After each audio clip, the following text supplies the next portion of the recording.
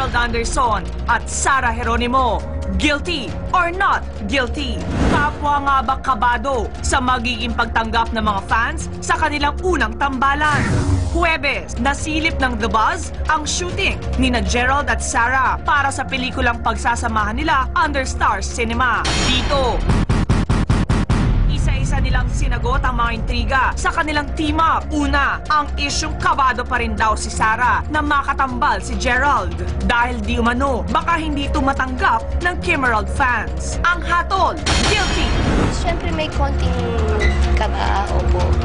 Kasi alam naman po natin yung nangyari, pero yun, pinagdadasal ko na lang po na sana matanggap naman ng mga supporters nila na ito lang ay trabaho.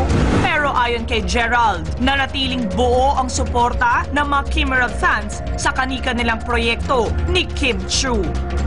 Salamat talaga sa lahat ng Kim Emeralds na andyan pa rin kahit pumunta sila sa taping ko, sa taping ni Kim kahit hindi kami magkasama. So talagang kita ko yung support na binibigay nila sa amin. Sobrang thankful. Ikalawa, sa isyung pressure dumano si Sara na matapatan ng tambalan nila ni Gerald ang naging successful team-up nila ni John Lloyd Cruz. Ang hatol, not guilty. Siyempre lahat po kami kinakabahan kasi coming from two successful movies with John Lloyd, siyempre di may iwasan yung may comparison. Pero sabi ko nga, hindi namin may enjoy to kung iisipin namin yung pressure. Maging si Gerald, not guilty din sa intrigang pagkukumpara sa Sara-Gerald tandem at Kim Emerald. Iba sila ni Kim and they're very good at what they do. Sobrang blessed at privileged dahil si Kim nakasama ko at ngayon si Sara naman. Napakabait niya and tahimik lang din. Very professional siya. Kahit anong proyekto, may pressure but yun yung challenge sa amin eh. Yung sina-challenge kami ng pressure para ilabas namin ang galing namin. Nang matanong naman tungkol sa reaksyon niya sa panliligaw ngayon ni Zanjo Marudo sa dating na-link sa kanyang si Bea Alonzo, ito ang not guilty declaration ni Gerald. Everything's normal. Kumbaga, masaya naman kaming lahat. We decided to be friends na muna. So, yun na yun. 2010 pa yun. It's 2011 na, kaya nag-move on kami. Si Sara naman, itinangging nagkakailangan sila ng isa pa niyang leading man sa pelikula, ang dating na-link din sa kanyang si Matteo Guttacelli. Hindi po. Nagkaroon kami ng parang bonding session muna kami with Direk, kaming tatlo. So, pag heart-to-heart talk na kami tatlo, kahit pa paano. So, wala nang ilangan. Pero nakita ko sa kanilang dalawa talagang gentleman sila pareho. Very comfortable to work with her. She's very nice, very giving, very generous. Sobrang saya po. Dream ko po talaga makatrabaho si Sara. The Buzz Uncensored. On its 47th year, Binibining Pilipinas is shaking things up.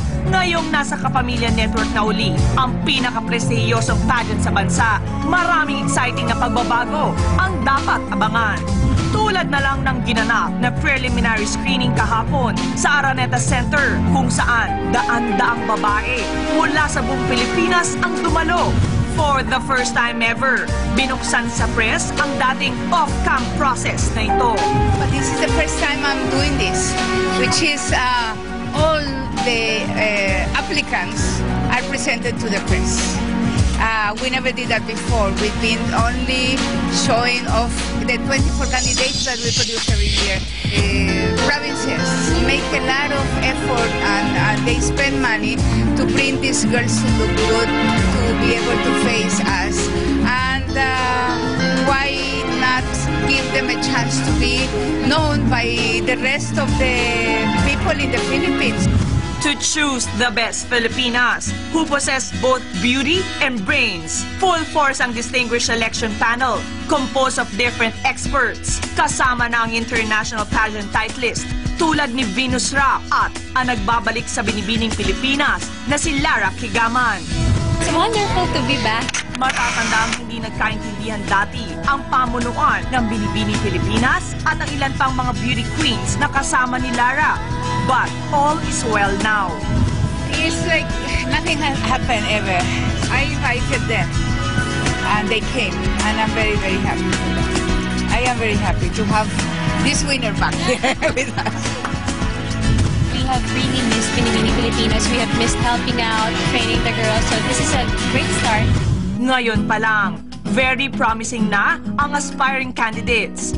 Ilan sa mga nagbabakasakali ang pamangkin ni megastar Sharon Cuneta at ang isang former Deal or No Deal 26K girl.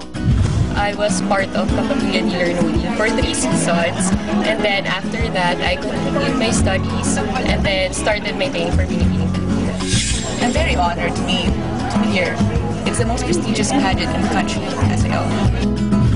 Siguradong mas magiging kaabang-abang ang Binibining Pilipinas 2011 na mapapanood na sa ABS-CBN ngayong April. Abangan! Susunod! Angelica Panganiban, guilty or not guilty? Lihim na nga bang nagpakasal kay Derek Ramsey sa Palawan? Ang katotohanan, live, first on the ball, sa pagbabalik ng